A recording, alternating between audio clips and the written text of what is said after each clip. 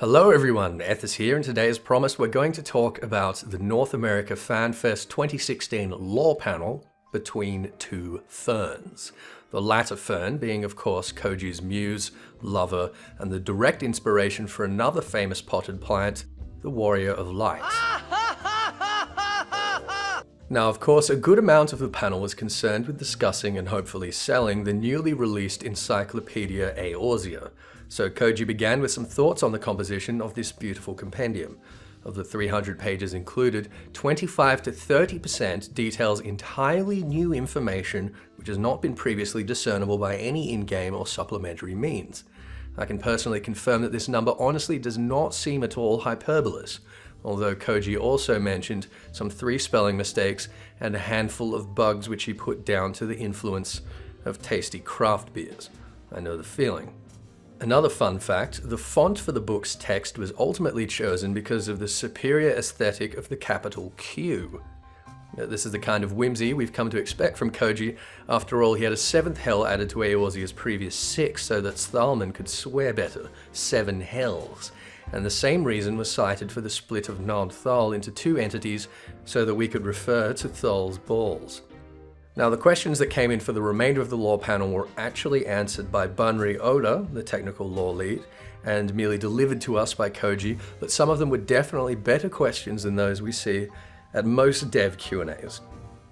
The first question was concerned with the lyrics for Equilibrium, the theme for Sophia the Goddess. So Koji showed us the lyrics and explains that rather than coming from the literal voice of the primal, as most previous primal themes have, it describes a story of one of her faithful at the height of the Mericidian War that typifies the nature of Sophia. The father of a young Mericidian girl is killed by the Alligans in combat, and it effectively breaks her mother, whom physically and severely lashes out at the young girl, whom subsequently prays to Sophia. The goddess instructs her first to kill her mother in order to restore equilibrium to the family, and then ultimately to kill herself. If you want my own thoughts on this story, you'll have to wait for a comprehensive video on Sophia in the near future. The following questions were more direct. Firstly, are the Warriors of Darkness the very same party as that of the Warrior of Light depicted in various CGI trailers and cutscenes? In a word, no. How did the Warriors of Darkness come to have unique jobs like Magus and Devout?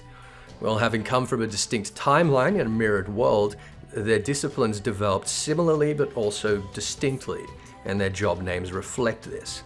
Koji added here that their names were taken as pseudonyms using Eorzean conventions once they traveled here so that they could better integrate. But it seems strange to me that they would care to integrate at all, and either way it is not uncommon for adventurers of any race to take names which fail to align with any convention. The next question was concerned with why exactly Garuda appears as so humanoid when revered by a race of significantly different appearance. Koji said nothing of this other than that it is explained in the encyclopedia, and all I will personally tell you for now is that the children of the chimerical Ixalian seem to suffer from a 5 millennia old Stockholm syndrome. Someone asked of Oda what influences and inspires his story writing and world building. And this is a question that I would very much like to hear asked of Koji as well, but in any case the short list included Giants, Monsters and Dragons, an encyclopedia of folklore, legend and myth, the Ender Wiggin saga of Orson Scott Card, which I would personally highly recommend, A Song of Ice and Fire, and The Scribe of Sorcery by Tomoko Iniushi, which has evidently never seen an English release. The next reasonable question was simply where were the Dragoons during the battle of the final steps of faith? Koji joked that they jumped too high and never came down. I suppose we have to accept that for now. I believe they were also involved in an operation in the churning mists at the same time, which was intended to distract a bulk of the horde from Ishgard, but don't quote me on that. When asked how much of Hydaelyn is left uncharted, the answer was obviously quite a great deal, even most of it. We haven't even seen all of Aldenard, let alone the 2 other great continents Ilzabad and Othard, nor the New World to the west, nor the expansive Mericidia to the south, nor the frigid Great Empty to the north, which hosts the Charlene homeland, the ancient home of the Sea Wolves, and countless other islands. The next interesting question was whether Toleji Adeleji had been or will be replaced, and by whom.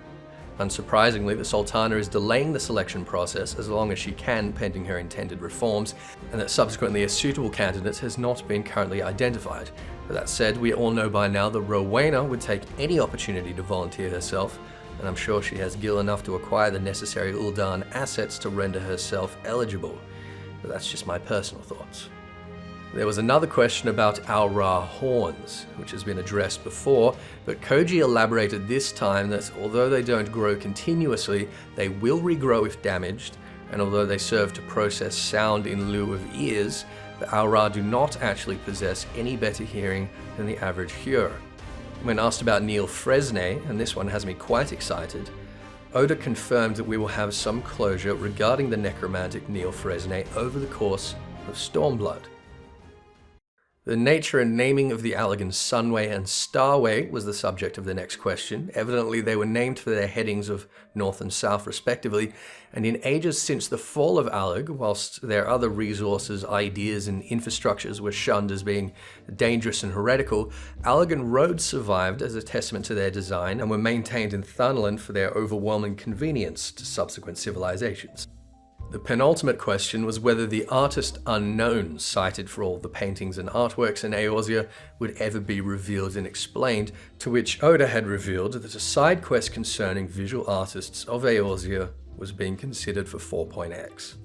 Finally, given that Magitech's cyborg integration is already canonical with QuickThink's All Thoughts, is it possible that Ralban might soon receive a Barrett-like augmentation? The question for now seems to be probably.